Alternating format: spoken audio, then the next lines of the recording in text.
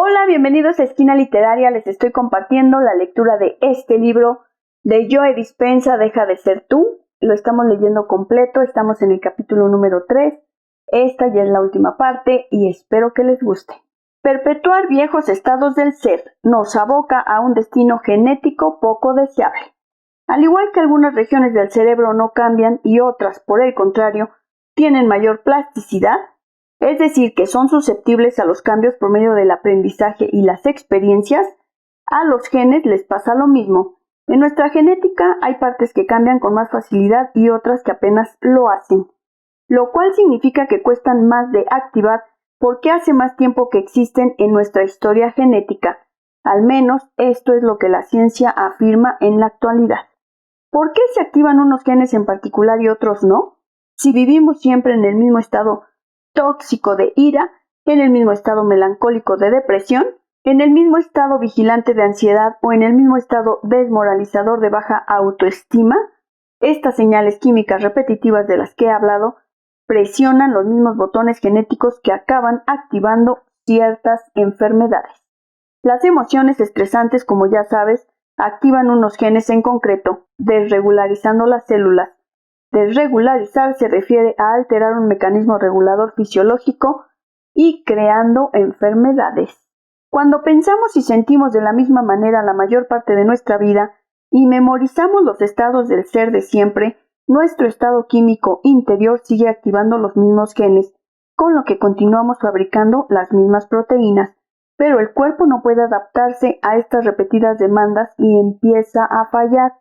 Si lo hacemos durante 10 o 20 años, los genes comienzan a desgastarse y fabrican proteínas de mala calidad.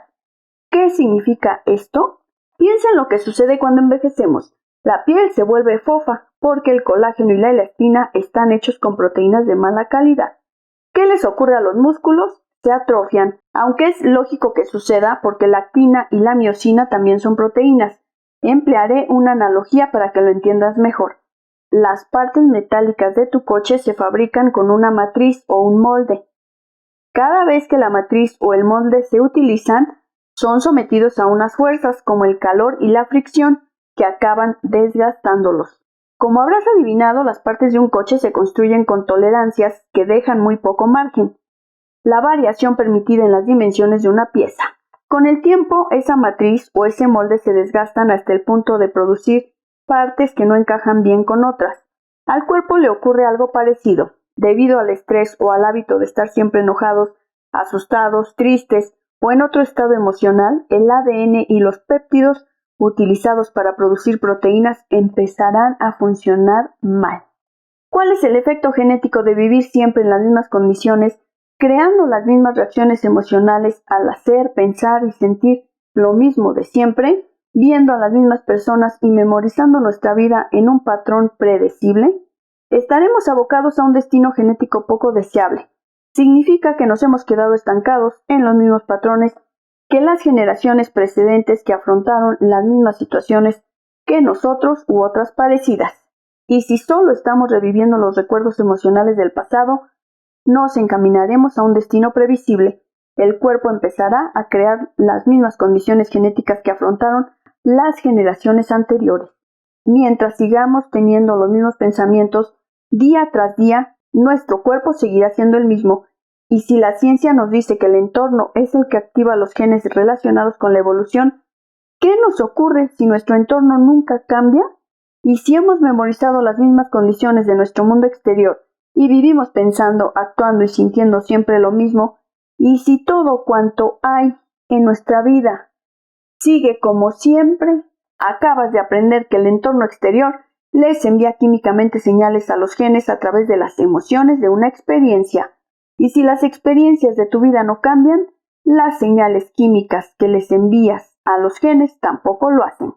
Tus células no reciben ninguna información nueva del mundo exterior. El modelo cuántico afirma que emocionalmente podemos enviarle señales al cuerpo y alterar una cadena de acontecimientos genéticos sin necesidad de vivir físicamente la experiencia relacionada con esta emoción. No es necesario ganar una carrera, que nos toque la lotería o que nos asciendan para sentir las emociones producidas por estos acontecimientos. Recuerda que puedes crear una emoción solo con el pensamiento. Puedes sentirte feliz o agradecido hasta tal punto que el cuerpo empieza a creer que está viviendo esa situación en la vida real. Por esta razón, podemos indicar a nuestros genes que fabriquen nuevas proteínas para que nuestro cuerpo cambie antes de que la situación deseada se materialice. ¿Producen los estados mentales elevados una expresión genética más sana? El siguiente ejemplo ilustra cómo podemos enviar señales a nuevos genes de nuevas formas para empezar a sentir emocionalmente un acontecimiento antes de que se manifieste en el futuro. En Japón se realizó un estudio para descubrir el efecto del estado mental sobre las enfermedades. Los participantes fueron divididos en 2 grupos de pacientes con diabetes tipo 2. Todos ellos dependían de la insulina.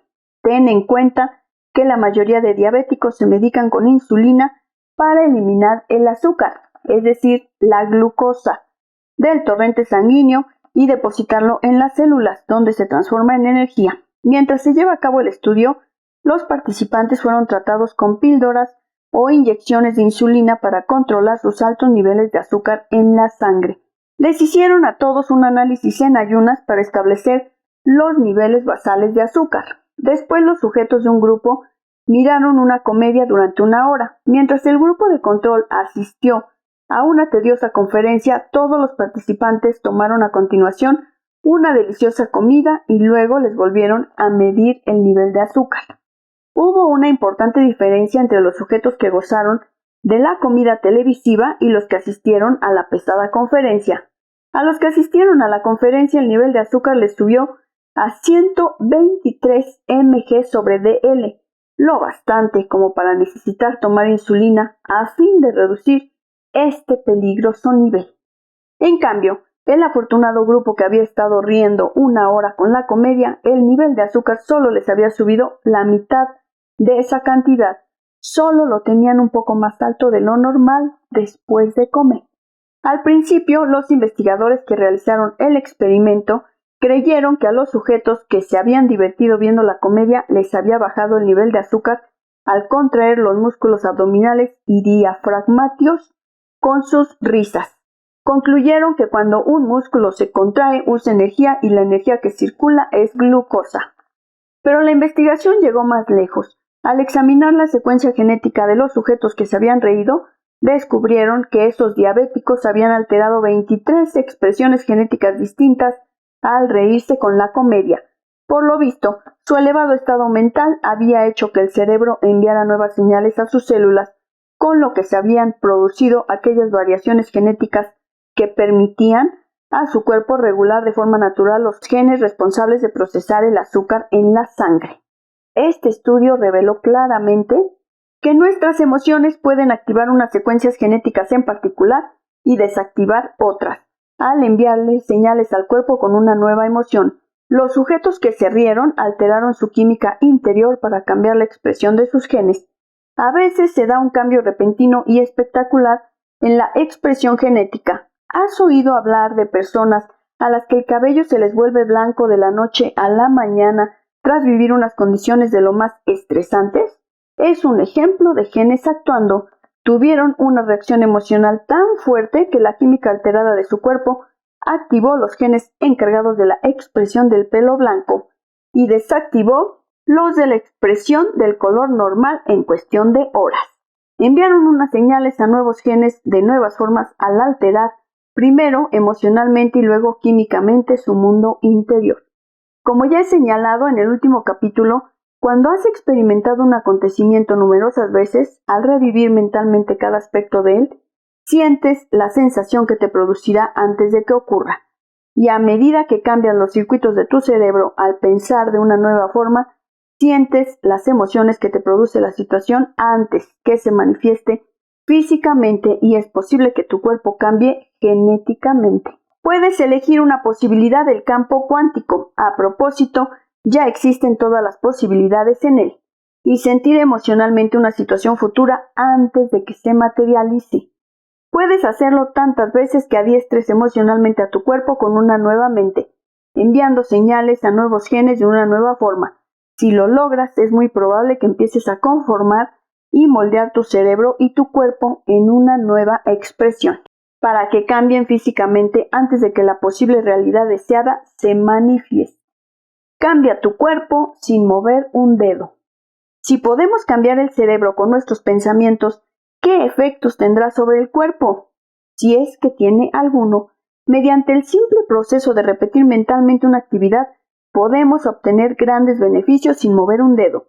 El siguiente ejemplo te demuestra qué sucedió literalmente. Tal como se describía en un artículo publicado en el Journal of Neurophysiology de 1992, dividieron a los participantes del estudio en 3 grupos. 1. A los sujetos del primer grupo les pidieron que ejercitaran un dedo de la mano izquierda, contrayéndolo y relajándolo 1 hora al día, 5 días a la semana durante un mes. 2. A los del segundo grupo les pidieron que repitieran mentalmente el ejercicio durante el mismo espacio de tiempo, pero sin mover físicamente el dedo. 3. Los del grupo de control no ejercitaron ni el dedo ni la mente. Al terminar el estudio, los científicos compararon los resultados. Los participantes del primer grupo y los del grupo de control fueron sometidos a una prueba para averiguar quiénes tenían más fuerza en los dedos. Una tarea para tontos, ¿verdad? A los del grupo que realizaron el ejercicio, la musculatura del dedo les aumentó un 30%, comparados con los del grupo de control. Todos sabemos que si un músculo soporta una carga de manera repetida, se fortalece. Lo que los científicos seguramente no se podían imaginar es que a los sujetos del segundo grupo que hicieron el ejercicio mentalmente, la musculatura del dedo les aumentó un 22%. La mente les produjo un efecto físico cuantificable en el cuerpo, es decir, el cuerpo cambia sin necesidad de participar en la experiencia física. Al igual que los investigadores han trabajado haciendo pruebas a sujetos ejercitando los dedos mentalmente o imaginando tocar las escalas musicales en el piano, los experimentos han comparado la experiencia práctica con la repetición mental en sujetos flexionando los bíceps con mancuernas. Los resultados fueron los mismos. Los bíceps se fortalecían tanto si los participantes los ejercitaban física como mentalmente, pero los que lo hicieron mentalmente experimentaron cambios fisiológicos sin necesidad de realizar la experiencia física. Cuando el cuerpo cambia física, biológicamente, como si la experiencia hubiera sucedido, aunque solo la hayamos realizado con el pensamiento o el esfuerzo mental, desde una perspectiva cuántica demuestra que la situación ya ha ocurrido en nuestra realidad.